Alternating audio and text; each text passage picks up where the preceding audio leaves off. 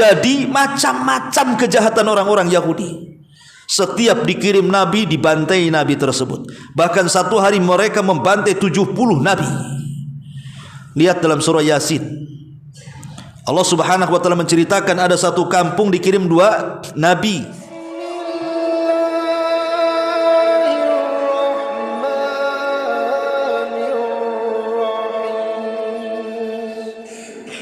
Sejarah seputar Palestina. Tentu berkaitan dengan Masjidil Aqsa, kemudian juga dengan Zionis Yahudi dan keutamaan-keutamaan secara umum negeri Palestina ini. Karena bagaimanapun yang terjadi di Palestina itu juga bagian daripada kejadian yang ada di negeri kita. Artinya jangan kita katakan itu kan urusan Palestina. Kita di Indonesia jauh, nggak ada urusan dengan tanah Palestina. Ma'asyiral muslimin yang dimuliakan Allah Azza wa Jalla, urusan Palestina ini urusan kita juga. Karena negeri Palestina itu sangat erat kaitannya dengan agama kita yang mulia, Islam ini. Bagaimanapun Masjidil Aqsa itu adalah kiblat pertama.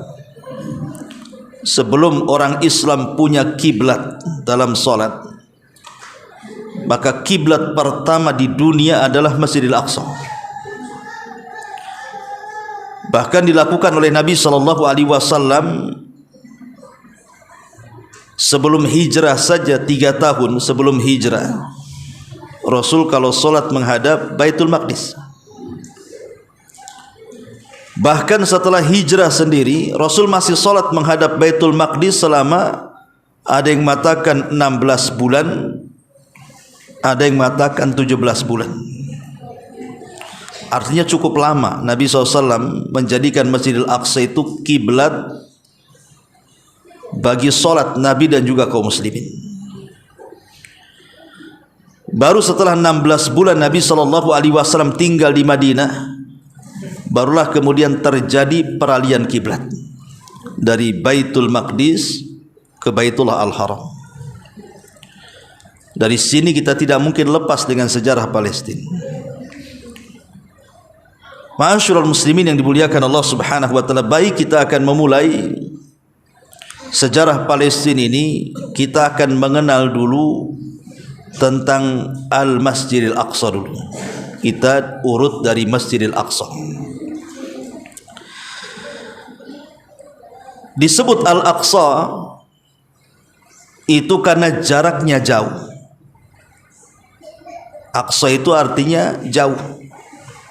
Jauh dari mana? Jauh dari Masjidil Haram. Karena jauhnya itulah disebut Aqsa. Jadi masjid itu disebut Masjidil Aqsa karena jaraknya yang jauh dari Masjidil Haram. Terjadi silang pendapat ulama sejarah, siapa yang pertama kali membangun Masjidil Aqsa ini? Ada sebagian ahli sejarah mengatakan yang pertama kali membangun ini adalah para malaikat. Ada juga yang mengatakan bahwa yang pertama kali membangun adalah Nabi Allah Adam alaihi salam. Ada juga yang mengatakan yang membangun Nabi Ibrahim alaihi salatu wassalam. Walaupun yang masyhur dari kalangan ulama sejarah bahwa yang pertama kali membangun Masjidil Aqsa adalah Adam alaihi salatu wassalam. Adapun Ibrahim sampai kepada Nabi Allah Sulaiman itu hanya memperbaharui saja. Ada sebuah hadis ini dari sahabat Abi Dzar Al-Ghifari radhiyallahu anhu. Jadi Abi Dzar Al-Ghifari ini bertanya kepada Nabi SAW tentang masjid yang pertama kali diletakkan oleh Allah di bumi. Ya Rasulullah, ayyu masjidin wudi'a fil ardi awalan? Rasul, masjid mana sih yang pertama kali diletakkan di bumi itu? Maka Nabi SAW mengatakan Al-Masjidil Haram. Maka Masjidil Haram itulah masjid yang pertama kali ada di permukaan bumi. Kemudian Abi Dzar Al-Ghifari bertanya lagi, kemudian setelah Masjidil Haram, masjid mana lagi?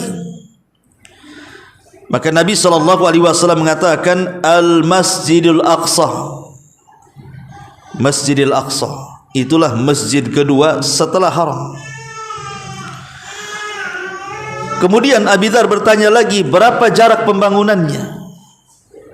Maka Nabi SAW mengatakan bainahuma arba'una sanatan. Jarak di antara pembangunan keduanya adalah 40 tahun. Jadi Masjidil Haram dulu dibangun, 40 tahun setelahnya Masjidil Aqsa.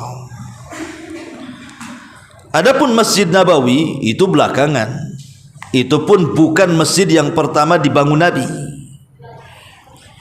Justru Nabi SAW pertama kali membangun masjid itu adalah Masjid Quba. Walaupun hanya pondasinya saja kemudian dilanjutkan oleh penduduk Quba, tapi itulah masjid yang pertama dibangun. Baru setelah Nabi SAW menuju kota Madinah, barulah kemudian Rasul membangun masjidnya sendiri yang disebut dengan Masjid An-Nabawi. Tetapi antum harus paham, walaupun Masjidil Aqsa itu banyak keutamaannya,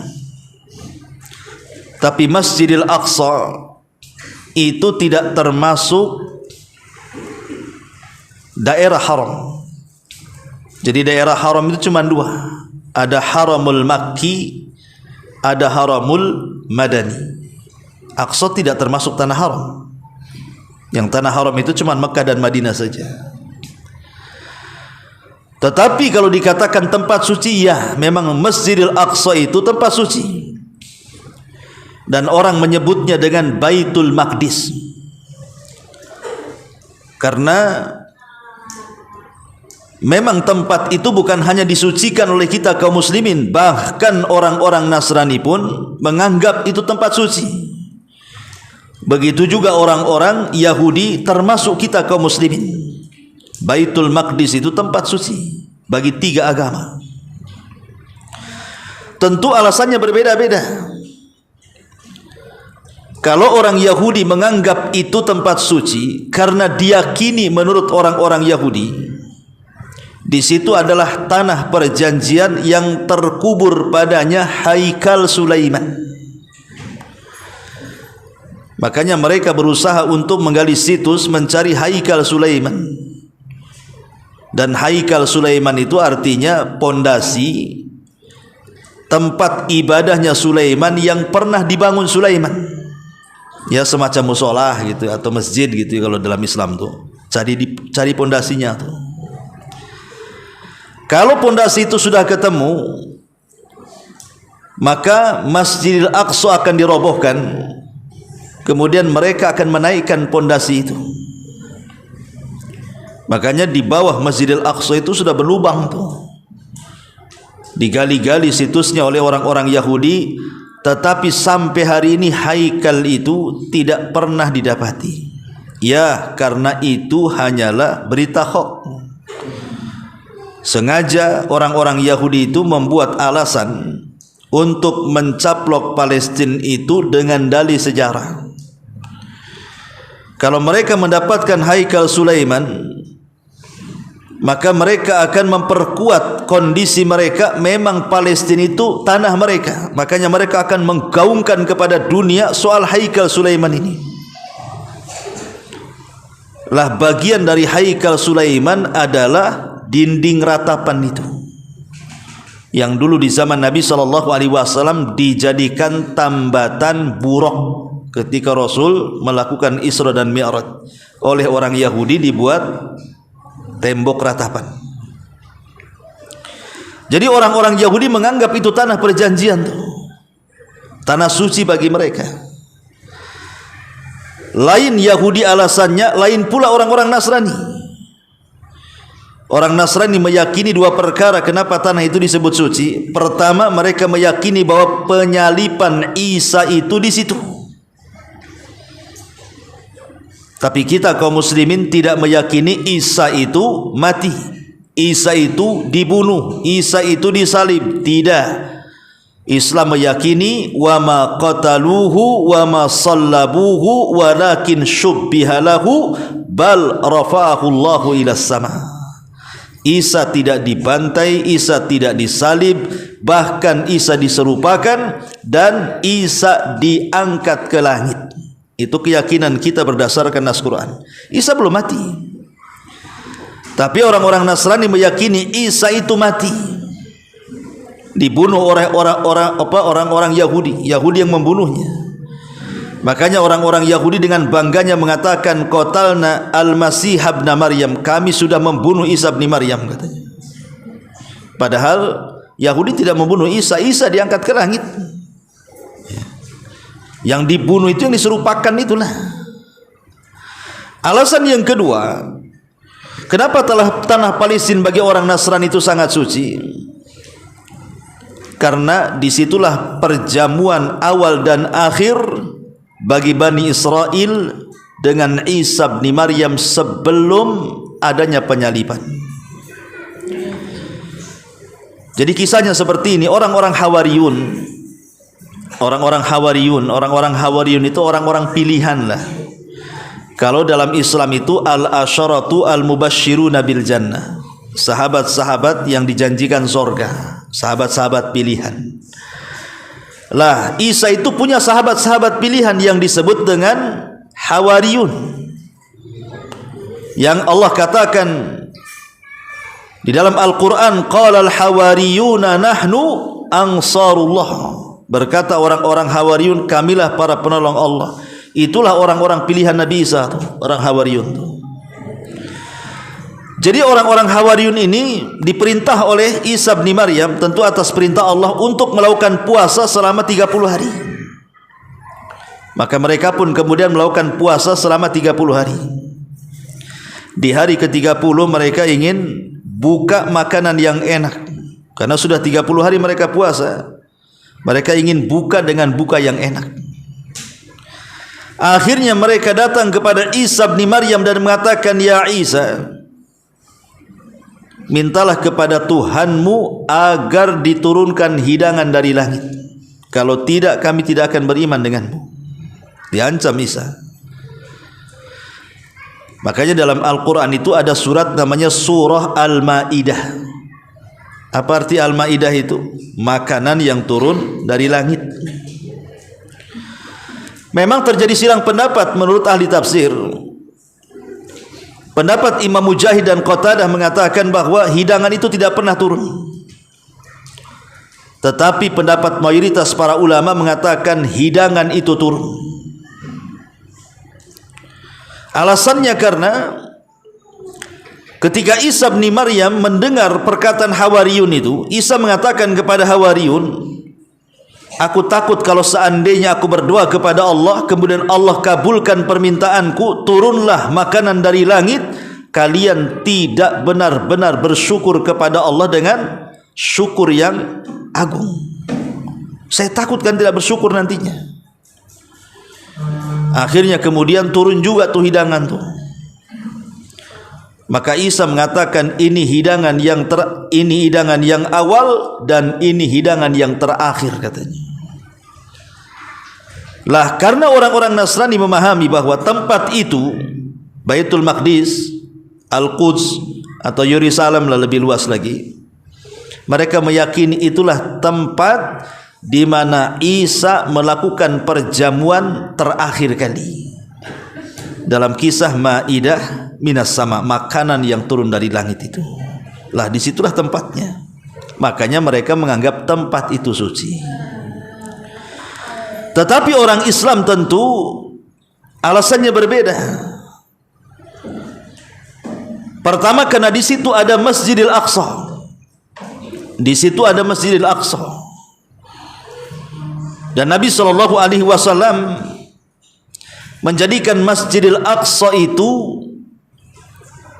adalah satu di antara 3 masjid yang memiliki keistimewaan. Dan tidak boleh seseorang itu melakukan safar dalam rangka ibadah kecuali ke 3 masjid. Kata Nabi SAW, la tushaddur rihal illa ila 3 masajid. Janganlah kalian melakukan safar dalam rangka mendekatkan diri kepada Allah alias ibadah kecuali hanya dilakukan ke 3 masjid saja. Pertama Masjidil Haram, kemudian Masjidil Aqsa, Masjidil Nabawi, kemudian Masjidil Aqsa. Dan Rasul menyebutkan keutamaan solat di masing-masing masjid itu. Seperti Nabi SAW mengatakan, siapa yang solat 1 kali di Masjidil Haram, maka pahalanya akan dilipat gandakan menjadi 100.000 kali solat yang antum lakukan di masjid ini. 1 kali solat saja, anggaplah solat maghrib di haram, maka sama dengan antum solat maghrib 100.000 kali solat maghrib di masjid ini. Maksudnya pahalanya. Jangan pula kemudian antum umroh ke sana, kemudian antum tinggal 10 hari, berarti solat maghrib 10 kali kali 100.000, berarti pulang nggak perlu solat maghrib lagi. Sudah kan banyak stoknya antum solat maghrib itu. Bukan itu pemahamannya ya. Maksudnya pahalanya. Kewajiban solat tetap solat ya. Tapi kalau di Masjid Nabawi 1 kali solat sama dengan 1000 kali solat. Tapi kalau Masjidil Aqsa terjadi silang pendapat. Ada hadis yang mengatakan 1 kali solat di Masjidil Aqsa itu sama dengan 500 kali solat di masjid selain Aqsa. Tentu selain Haram dan juga Nabawi. Tapi Syekh Albani rahimahullahu ta'ala melemahkan riwayat ini. Dan yang sahih adalah sabda Nabi SAW yang mengatakan bahwa keutamaan solat di Masjidil Aqsa itu 1/4 keutamaan solat di Masjid Nabawi. Berarti sekali solat di Masjidil Aqsa sama dengan 250 kali solat di masjid selain itu. Dan itu pendapat yang sahih. Riwayat yang sahih adalah keutamaannya 250, karena yang 500 itu dilemahkan oleh para ulama. Salah satunya Syekh Nasiruddin Al-Albani melemahkan riwayat yang 500 itu. Tapi lihat bagaimana dengan rincinya Nabi SAW menyebutkan keutamaan. Bahkan lebih daripada itu, ikhwan. Kalau antum memang menyengajakan diri, umpamanya antum umrohnya plus Palestina gitu. Ini aneh-aneh travel nih, umroh nih. Kadang-kadang apa? Mekah, Mesir, nengok Fir'aun ya. Kemudian apa lagi? Mekah, Turki. Nah, kalau mau Mekah, Palestina. Tapi jangan sekarang, habislah antum. Kalau antum mau jihad di sana ya, kalau pemerintah ngizinkan tidak apa-apa ya. Tapi nggak ada kalau sekarang umroh Palestina, ditutup ya. Artinya bahwa kalau kita betul-betul sengaja datang ke Palestina, tidak ada niat datangnya ke Palestina itu kecuali hanya ingin sholat di Masjidil Aqsa, nggak ada yang lain. Memang pengen sholat saja, maka pahalanya bukan hanya sekedar sama dengan 250 kali sholat di masjid-masjid yang lainnya selain Haram dan Nabawi, tapi lebih daripada itu, antum keluar dari masjid saja dosa antum sudah diampuni dan antum seperti bayi yang baru dilahirkan, tidak punya dosa sama sekali. Makanya Abdullah ibn Umar radhiyallahu anhuma saking ingin mempraktekkan hadis ini, ketika dia hijrah berkunjung dari Madinah ke Palestina hanya untuk sholat saja di Masjidil Aqsa itu, Abdullah bin Umar itu, selepas dia melakukan sholat, ada orang yang nawarkan minuman, ditolak sama Abdullah bin Umar. Dikhawatirkan apa? Tidak sesuai dengan sabda Nabi. barang siapa yang datang hanya untuk solat, tidak yang lainnya, maka keluar sudah diampuni dosa-dosanya. Sebab kalau nanti ditawari minum kemudian diminum, takutnya ada niat cari minum. Maka Abdullah bin Umar itu ditolak namun. Saking murninya datang itu hanya untuk solat saja tuh. Dari mana hadis ini?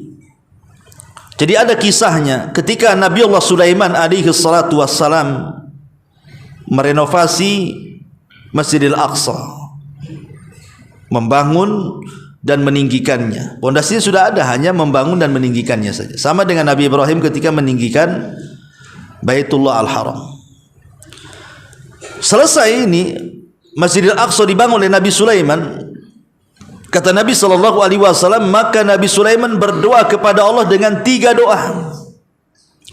Doa yang pertama, Nabi Sulaiman meminta kepada Allah agar hukum yang diterapkan kepada Bani Israel mencocoki hukum Allah, dan Allah sudah kabulkan.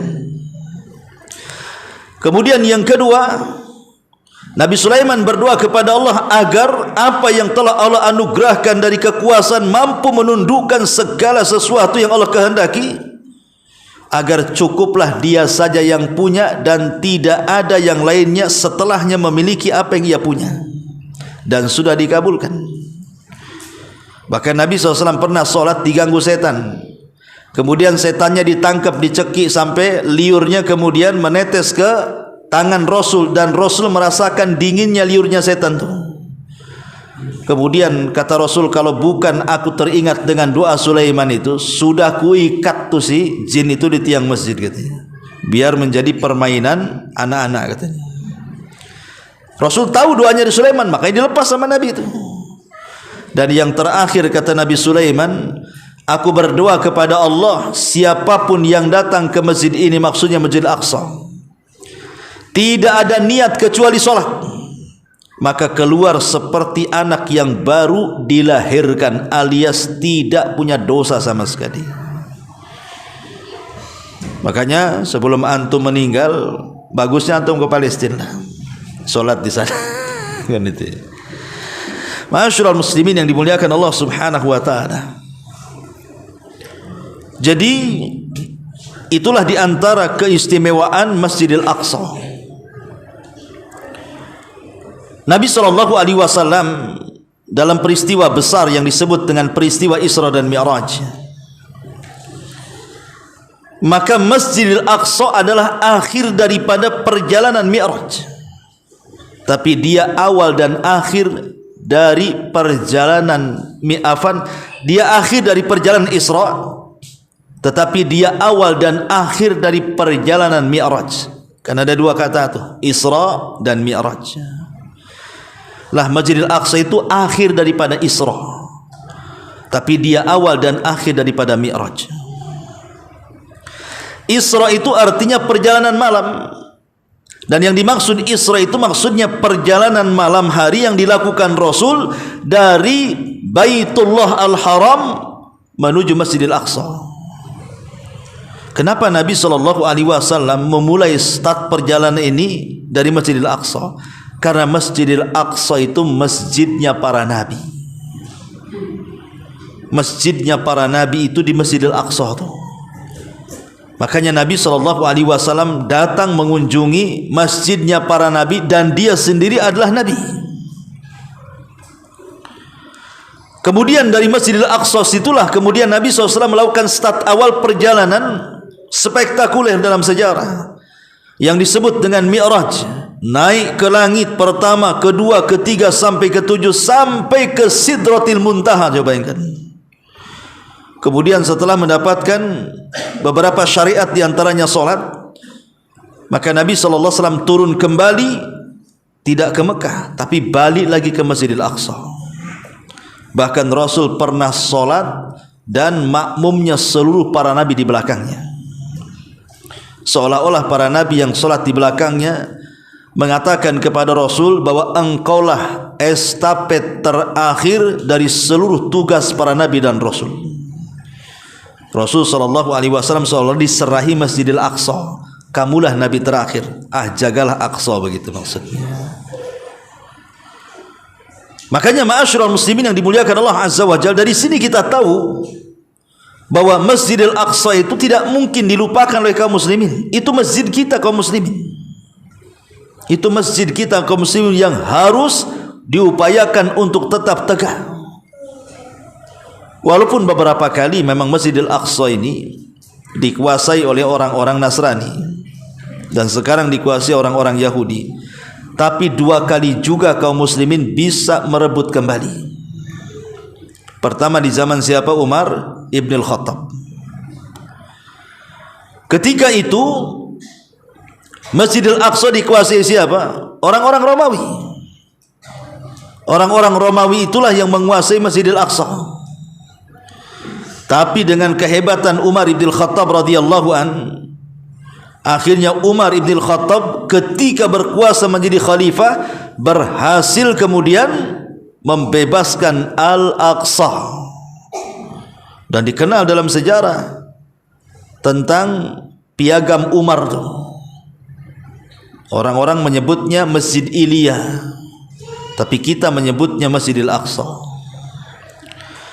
Tapi dengan kondisi kemudian Umar radhiyallahu anhu meninggal, terus akhirnya sampai kepada beberapa daulah setelahnya, daulah Umayyah, daulah Abbasiyah dan begitu seterusnya, makin lemah kaum muslimin, akhirnya diambil alih kembali oleh orang-orang Nasrani kan, Masjidil Aqsa itu. Sampai pada era daulah Abbasiyah, ada satu daulah Abbasiyah, di bawahnya daulah Zinkiyah namanya, pemimpinnya Imaduddin Az-Zinki namanya. Jadi Imaduddin Az-Zinki ini berusaha untuk mengambil alih Al-Aqsa, tapi tak bisa. Tak bisa. Karena kuatnya tentara Salibi ketika itu. Tapi dia tidak putus asa. Dia pemimpin yang kokoh, pemimpin yang kuat, pemimpin pemberani itu Imaduddin Az-Zinki itu. Berusaha merebut, tidak pernah menang. Akhirnya dia berpikir untuk mengkader. Dengan cara apa? Membuat mimbar. Imaduddin Az-Zinki itu membuat mimbar.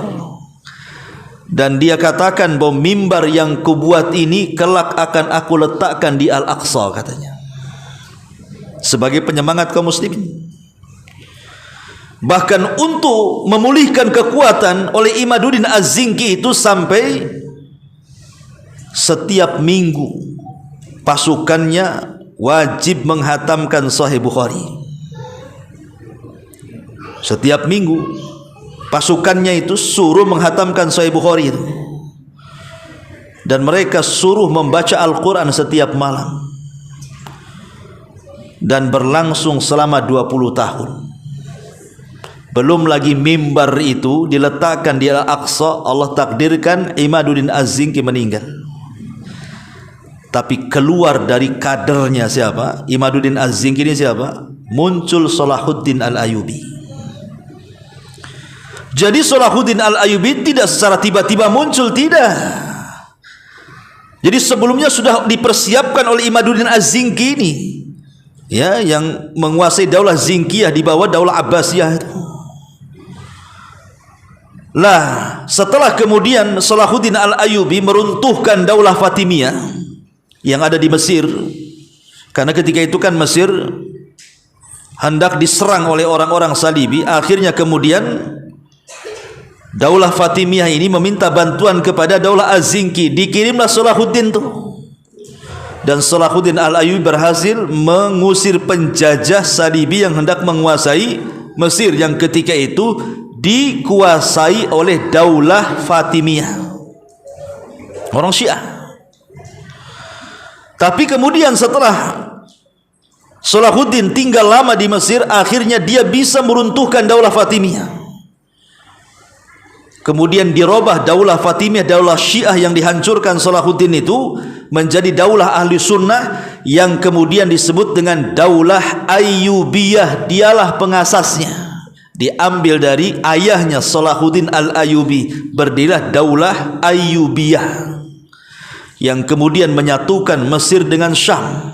Karena Syam dikuasai Abbasiyah, Mesir dikuasai Fatimiyah. Sekarang Fatimiyah rontok, roboh, runtuh, berdiri daulah Ayyubiyah disatukan oleh Salahuddin Al-Ayyubi Mesir dengan Syam. Baru setelah itu Salahuddin Al-Ayyubi mampu merebut kembali Al-Quds. Dan itu terus berlangsung sampai kapan? Sampai Daulah Turki Utsmani. Turki Utsmani. Tapi sayang Turki Utsmani kalah oleh Inggris kan. Terjadi perang dunia pertama, dimenangkan oleh Inggris. Inggris inilah yang kemudian akhirnya memindahkan orang-orang Yahudi dari beberapa tempat di Eropa, kemudian diletakkan di Palestina. Ditambah-tambah setelah perang dunia kedua, Hitler menang. Semua orang Yahudi dibantai di genosida atau di Eropa. Akhirnya kemudian mereka tunggang langgang lari, kemudian mereka menuju Palestina. Makin ramai lagi Palestina karena pelarian orang-orang Yahudi yang dibantai oleh Hitler tuh. Ma'asyiral muslimin yang dimuliakan Allah Azza wa Jalla. Jadi orang-orang Yahudi datang belakangan. Setelah perang dunia pertama saja kan. Ya, yang sebelumnya dikuasai rata-rata oleh orang Nasrani. Dikuasai orang Nasrani, dikuasai kaum muslimin dan begitu seterusnya. Karena kalaupun kita melihat sejarah ikhwatu fiddin yang dimuliakan Allah Azza wa Jalla, tanah Palestina itu yang pertama kali menempati siapa? Orang-orang Palestina. Dari kalangan Kaldaniun, orang-orang Kan'aniun, orang-orang Arab asli. Sementara Yahudi ini baru datang setelah kemudian mereka berkembang di Mesir. Di zaman Nabi Yusuf alaihi salatu wassalam, Nabi Yusuf itu kan menjadi bendaharawan Mesir. Gak usah cerita dari awal sampai akhir, tidak selesai. Jadi bendaharawan aja lah pokoknya. Gimana ceritanya panjang. Akhirnya karena dia sudah menjadi orang nomor 2 Mesir, diboyonglah keluarganya dari Palestina, Yakub dan 11 putranya. Diboyong ke Mesir, 12 dengan Nabi Yusuf. Disitulah kemudian oleh Fir'aun yang baik. Fir'aun di zaman Nabi Yusuf beriman kepada Yusuf. Adapun Fir'aun yang disebutkan dalam Al-Quran itu Fir'aun di zaman Nabi Musa tuh. Ada yang mengatakan namanya Ramses yang kedua, yang ditemukan jasadnya tuh. Nah, kalau antum ke Mesir silaturahimlah ke Fir'aun sana. Jadi Fir'aun di zaman Nabi Yusuf baik, makanya kemudian ngasih tempat. Disitulah cikal bakal keturunan Yakub yang akhirnya menjadi Bani Israel. Karena Israel itu diambil dari nama Yakub. Nama lain Nabi Yakub itu Israel. Maka keturunan disebut Bani Israel. Lah di antara keturunan Yakub itu ada orang namanya Yahuda. Yahuda ibnu Yakub. Kan anak-anak Yakub kan banyak, Yusuf, Binyamin, Lawa, Zabulun, itu apa namanya? Kemudian Yahuda, ya. Yahuda ibn Yakub. Lah turunannya itu disebut Yahudi itu. Dari Yahuda ibn Yakub itu. Ma'asyiral muslimin yang dimuliakan Allah Azza wa Jalla, baru kemudian setelah Nabi Yusuf meninggal, Fir'aun yang baik pun meninggal, datanglah si Ramses itu, Fir'aun yang jahat. Lah Fir'aun yang jahat ini, Fir'aunnya Musa, dia mendengar desas-desus yang dinukilkan oleh Bani Israel dari mulut ke mulut. Apa desas-desusnya? Tentang doanya Nabi Ibrahim. Jadi dulu Nabi Ibrahim pernah hijrah dari Irak menuju Palestina, tapi karena Palestina kurang bagus ekonominya, hijrah ke Mesir. Rupanya istrinya diganggu sama Fir'aun Mesir, tapi Allah lindungi dan selamatkan. Marah Nabi Ibrahim. Maka Nabi Ibrahim kemudian berdoa kepada Allah Subhanahu wa taala agar kelak dari keturunannya akan ada yang menghancurkan kekuasaan Fir'aun. Lah kata-kata Ibrahim ini dari mulut kemudian sampai dari generasi ke generasi sampai akhirnya ke Bani Israel yang ada di Mesir di zaman Fir'aun tuh. Jadi Fir'aun ini marahlah. Jangan-jangan apa yang mereka desas-desuskan itu benar pula, bahwa akan lahir keturunan Ibrahim yang akan menumbangkan kekuasaannya. Ditambah-tambah Fir'aun itu mimpi. Dalam mimpinya dia melihat ada api yang datang dari Palestina, kemudian terus api itu berjalan sampai ke Mesir, membakar semua negara Mesir kecuali perkampungan Bani Israel tidak terbakar. Makin lagi yakin dia. Setelah dia bermimpi berkali-kali seperti itu, maka dia undang seluruh penasihat-penasihat spiritual, dukun bahasa kitanya. Ya. Ini gimana nih, saya punya mimpi nih. Maka sepakatlah dukun-dukun itu mengatakan bahwa akan lahir dari Bani Israel dalam tahun-tahun dekat ini orang yang kelak akan menumbangkan kekuasaan Fir'aun. Disinilah terjadi genosida. Genosida pertama dalam sejarah. Fir'aun membunuh semua anak laki-laki. Harusnya Yahudi itu dendam sama Fir'aun. Kok dendamnya sama kita pula? Kan mereka yang digenosida sama si Fir'aun. Ya. Jadi habis anak laki-laki itu. Betul-betul sampai Allah gambarkan kan dalam Al-Quran tuh, bagaimana kemudian Fir'aun ini membunuh anak laki-laki, wa yastahyuna nisa'ahum, tapi membiarkan hidup anak-anak perempuan. Ma'asyiral muslimin yang dimuliakan Allah Azza wa Jalla, inilah terjadi genosida besar-besaran tuh, sampai habis anak-anak Bani Israel. Tapi Allah takdirkan bayi Musa, padahal ketika itu sedang terjadi pembunuhan, Allah selamatkan kan. Kemudian singkat cerita, Musa pun hidup di sana Fir'aun, kemudian besar, ada peristiwa pembunuhan, akhirnya lari ke Madian, nikah dengan seorang gadis namanya, anak daripada seorang warga dari Madian, orang soleh bukan nabi, namanya Syuaib. Ya, tapi ahli kitab mengatakan itu nabi, dalam Islam bukan, dia orang soleh. Karena jarak Nabi Syuaib dengan Nabi Musa gak ketemu. Maka dia kita katakan dia menikah dengan putri Syuaib, tapi bukan nabi, orang soleh. Baru setelah pulang ke Mesir, disitulah dia diangkat di sebuah tempat yang disebut Wadin Muqaddasi Tuwa, Bukit Saina. Turun wahyu, disuruh idhab ila fir'auna innahu tagha, pergi kepada Fir'aun, dia melampaui batas. Singkat cerita, akhirnya Fir'aun pun berusaha untuk membantai seluruh Bani Israel, karena mulai mereka membangkang dan kufur kepada Fir'aun, tidak menganggap Tuhan, karena ada Musa di situ yang mendakwahkan dakwah tauhid. Akhirnya Allah Subhanahu wa taala memerintahkan Musa untuk melakukan perjalanan suci, memindahkan Bani Israel ke mana? Ke tempat perjanjian yang sekarang disebut dengan Yerusalem tuh, Al-Quds, atau lebih khusus lagi dengan Masjidil Aqsa tuh. Ya. Lah disitulah pertama kali Yahudi itu menempati Al-Quds. Tapi itu bukan di zaman Nabi Musa. Karena ketika mereka sudah mendekati Al-Quds, Nabi Musa kan tidak bisa begitu saja masuk ke Al-Quds, karena harus melewati satu kota yang paling tua dalam sejarah, namanya kota Ariha. Lah kota Ariha ini sudah ada penduduknya dari kalangan Kaldaniun dan Kan'aniun. Dan mereka adalah keturunan orang-orang Yaman, dari keturunan Ad ibn Iram, keturunan Ad, kaum Ad. Mereka besar-besar badannya kaum Ad itu. Ya, sementara Bani Israel kecil-kecil pula. Jadi nengok badannya gede-gede, takutlah perang. Makanya kemudian mereka mengucapkan kalimat yang lancang kepada nabinya, su'ul adab dengan nabinya. Dan itu dicatat dalam Quran, su'ul adab mereka kepada nabinya, dan mengatakan idhab anta wa rabbuka faqatila innaha huna qaidun. Wahai Musa, kalau kami harus berperang, enggak mampu kami.